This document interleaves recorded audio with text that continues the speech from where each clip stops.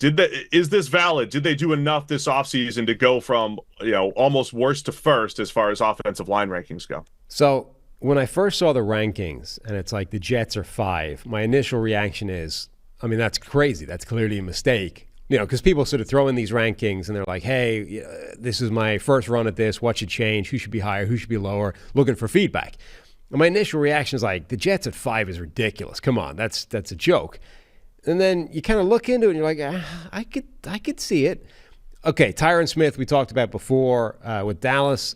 He showed last year he's still a top-tier left tackle when he's healthy. Now, obviously, when he's healthy is a big concern for him, but they did a great job, I think, in the draft of bringing in Olu Fashanu from Penn State, who is, I mean, honestly, he reminded me of Tyron Smith with his footwork, with his movement skills, with his ability to mirror in pass protection. And now he's going to be getting a ton of practice reps because Tyron Smith won't be. He's going to get it's a perfect landing spot for him. And I think if they need him for 5-6 games this year, they're not in bad shape. The great Morgan Moses at right tackle now. Elijah Vera Tucker is a good player. And then you've just got the projection of Joe Tippmann at center and then what John Simpson can be coming over. I mean, I think it's still a little high. Atlanta, we just talked about, even with their potential unknown of how much they're going to take a step back. Kansas City, even without a left tackle, you would say the other 4 are probably deserving of being better than this overall.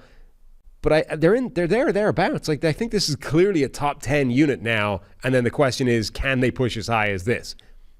Yeah, I think the proxy for this would be the team that is at number 3, the Indianapolis Colts. If we think about last year's Colts, they were coming off a 2022 season where, remember, Sam Ehlinger started some games and Matt Ryan was playing football for the Colts, and their offensive line was bad.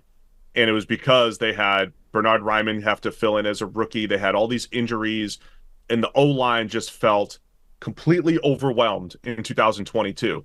And you and I sat here on this show last summer saying, the last thing we saw was a bad Colts offensive line. However, they have all the pieces to be a pretty good offensive line. And that's what they did. They stayed healthy, and all the players that had previous production just played up to their previous production, other than maybe Quentin Nelson. He hasn't played at that elite Pro Bowl level. So I think the Jets are similar, right? We're coming off a season where they didn't look good on paper. Then they got even worse with the injuries, and they were horrible. But now on paper heading into the season, I think the Jets look much better, and I think that probably deserving of being here at number 5. Yeah, I think it's definitely arguable. I still think maybe it's a little aggressive, but as I said, my initial reaction is that's crazy. And then I think when you look into it, you're like, okay, it's not crazy. It might be a touch higher than they deserve, but this shows you what you can do. If you really attack a unit, you can go from terrible to better than average pretty quickly.